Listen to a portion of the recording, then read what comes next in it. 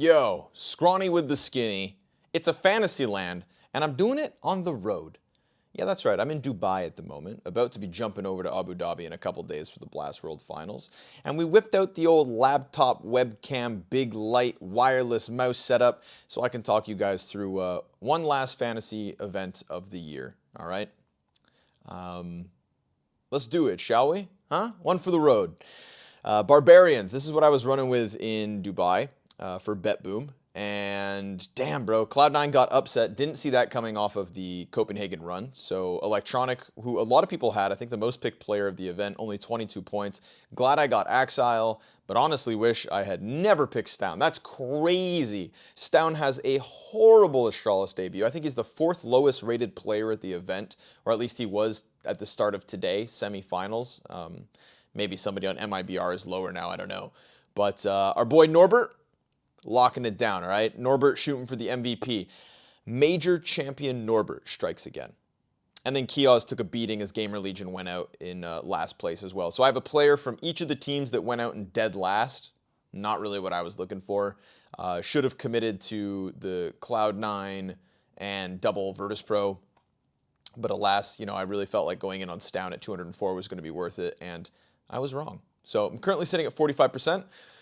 If I get lucky with Norbert and maybe not enough people have him, like I think the best I could probably finish is somewhere in the mid-40s. So I'm thinking 6 to 8 points is what we're looking at, all right?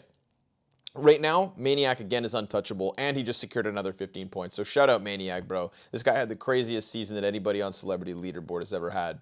A very deserved first place, and I salute you. From second place last season to first place this season, Maniac is the undeniable Celebrity League Fantasy GOAT.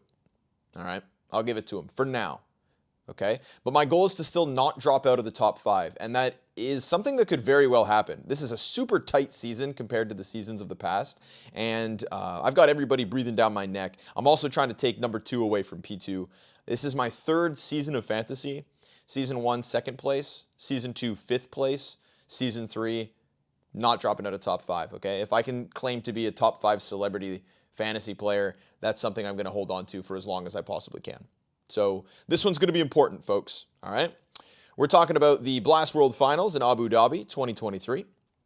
2 teams or 2 groups of 4. We'll do what we usually do. Okay. You guys know the formula. That's why you're tuning in. So now that Cloud9 has gone ahead and lost this event in the nature that they did, I think this could be another event where Cloud9 actually end up disappointing. To me, it's going to be Vitality as the clear favorites. Obviously, Blast Copenhagen Fall Finals winners, Flamesy and Spinks looked incredible. Mezzy still left a lot to be desired and definitely kind of rode coattails to his first event win. But he's also coming into this team with big shoes to fill in Magisk and also very little time before the first officials with them. So, I would expect a better version of Mezzy personally. I think he has a lot more to offer than what we saw in Copenhagen. But what's really important is ZywOo has returned to the just absolute dominant form, and Spinks and Flamesy picked up the slack that needed to be grabbed with Magisk's departure, and Apex is making sure he looks good as well in the mix of this team. So I believe Vitality favorites for the event, definitely favorites for Grand Finals, and no doubt in my mind, favorites to pick up this group. All right, now 3 of the teams move on to the playoffs, only 1 gets eliminated in the group stage, and between the teams that get eliminated in the group stage, I think it could be Cloud9. I say Ents beat Cloud9, Vitality beat Navi, Vitality over Ents, and that's interchangeable, right? Cloud9 Ents, to me, it's a bit of a toss-up because Glaive's Ents does not look nearly as good as Snappy's. It's left a lot to be desired with Diha in CS2. I don't think he's found his. I think the saving grace for Ents is actually that Madden is performing better in this version of the game. So Madden looks good. Nertz is still solid. Sun Pius is all right. Diha, I need more, and Glaive is not as good as Snappy, and the calls are not as good as Snappy. It's an individual thing and a tactics thing, right? So that's why it's hard to not take Cloud9 in this, but they've underperformed immensely in Dubai, and I'm so disappointed in that I'm a little salty. I'm a little sour. Okay. Group B, FaZe. All right, FaZe is going to beat Heroic. That to me is a no-brainer. Dupree's going to put up a fight. Shush is going to put up a fight. And the other guys on this roster, I don't think have what it takes.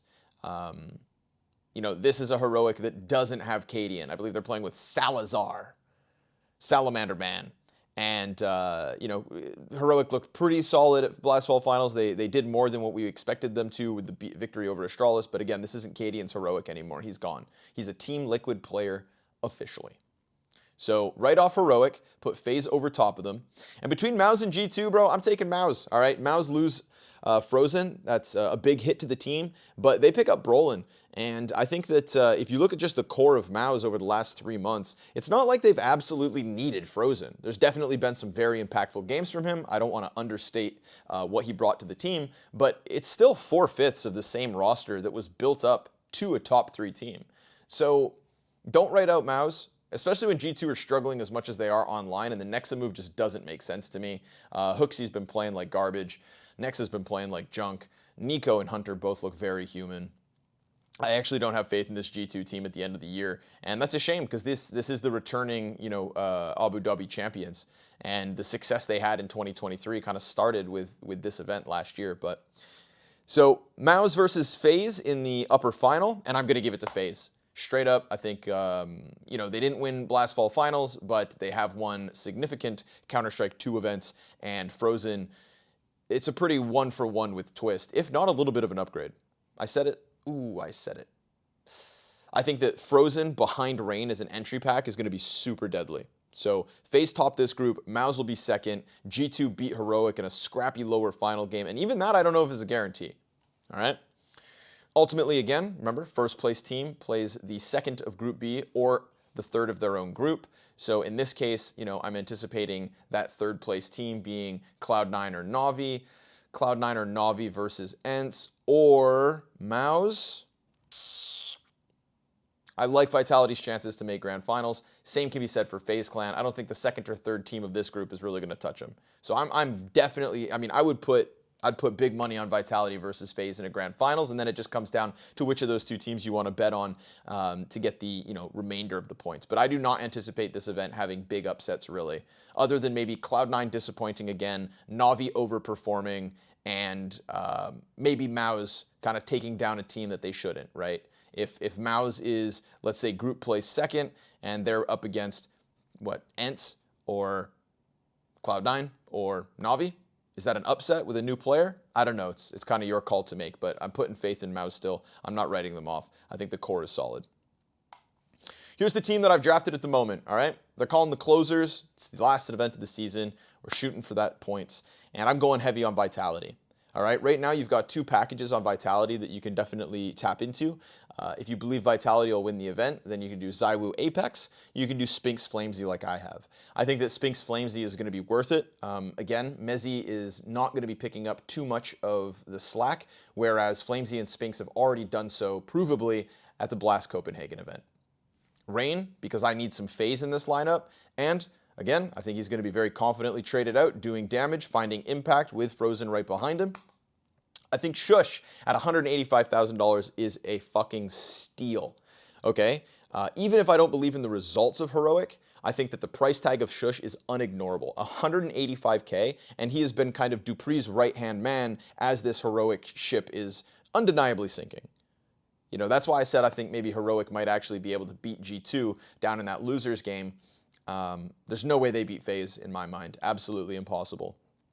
And then Shuhei, just because due to this Vitality stack, we need to get a little money here, and I'm hoping that Shuhei just kind of rides the coattails, maybe posts up like a really good map once or twice, and then ends up just being worth the money. All right, but this trio here, Spinx, Flamesy, Rain, I have a lot of faith in this. You have to remember, Rain was the top player for FaZe as they came second at Blast Fall Finals. And I expect more of that from Rain. He's really feeling CS2. He's looking good. He's getting active. He's got a lot of impact, etc., etc. So 3 solid choices with 2 little dinky, easy buys. All right? But there's some players I want to talk about as well, because there's some price points here that I think are interesting. I think Frozen at 211 is actually viable. If you're looking for a double FaZe pick, I went with Spinx and Flames and avoided the cheaper in-game leader in Apex. If you wanted to do the same thing, but if you have more faith in FaZe picking up the event, I would highly suggest going Frozen, Rain, and then picking up some scraps down here with Vitality. Like Frozen, Rain, Apex. That's solid enough. Frees up money for the other teams if you think somebody who's going to be affordable could go big, right? Something like Frozen, Rain, Apex. We get to Mouse. All right, now hear me out. Jimpat, Zershin, Torzi, fairly priced. Torzi was super overpriced for a little while, but a couple of bad events now, and that's brought him back down to earth alongside Jimpat. I think if you want to save some money and you want to bank on an easier Group B for Maus, because again, I'm expecting them to pick up their first match win, Brolin. Brolin at 190K is, I think, again, last event of the season, you want to go for a little swing. Brolin at 190 is huge, right? This is the best in-game leader that Brolin has ever played with. Confident in that. And if you go back to like ninjas and pajamas throughout the year, every once in a while you would go for like a Brolin res, right? If you thought Nip were just going to come into an event with like a solid group stage performance, there was no shame in going for Brolin res. Maybe sometimes sprinkle in a Hampus. And I think Brolin, like, look at the core he's being added to. Yes, all right, it's not Frozen, right? But Maus aren't always banking on Frozen to win games. That's not what has been happening over the last couple of months. So I think this is just a bit of a sleeper pick. You know, I don't know if you should bank your fantasy on it. If you really want to secure some easier points, then I think there's safer bets to go on to finish on. But if you feel like you're in a bit of a pinch and you need to swing, Brolin. I think that we'll be all impressed at the end of the event with Brolin's performance. It might actually catch us off guard a little bit. So don't write him off. If you're looking at Maus, do not write off Brolin. You know, you could do a Torzi Brolin, and I think there's worse combinations to have. If you go down to Ents, don't touch Glaive. I would say Nertz is a solid 215, but I think the steal of this squad, and especially with Diha's struggles right now, it's Madden. Madden's been looking good in CS2. His ratings have been solid, and he's still under the $200,000 mark. So Madden at 198 is viable. G2, I don't want to touch, man. I don't know what's going on with this roster. It doesn't make sense to me yet. I think it's still going to be rocky. The online results have been atrocious. Yes, this is LAN. Yes, it should be better, but I still don't trust it enough to really be picking anybody from this squad. Alexi B at 189 is nice. I think JL at 203 is pretty solid as well. He looked good in Copenhagen. Wonderful was legit at 213, but I think opening up Vitality is not going to do Navi any favors. Cloud9, sketchy. Boomich, Hobbit, no thank you. Axile is actually the guy I put more faith in, and I think that at $4,000 less, he's looked better than Electronic, at least in Dubai, and his potential is obviously massive. And then, as I said, Shush 185 is affordable. Don't take TessS. I know he's $100,000 cheaper, but don't do it. Shush has actually looked good. So has Dupree, but putting 204K on Heroic just doesn't seem worth it. So, you know, I think I would do something like this alternatively. If you're looking for more phase, less vitality, Frozen, Rain, Apex, Madden, and Brolin. I think this is an interesting lineup as well. It's obviously more of a swing, but it's one that banks on FaZe, right? If you think FaZe are going to take back the momentum that Vitality stole from them, look at a team like this. But for now, these are the closers. And again, you can interchange ZywOo and Apex with Spinks and Flames, Rain, Shush, Shuhei. That's the way to go. All right? It's been a long season of fantasy, guys.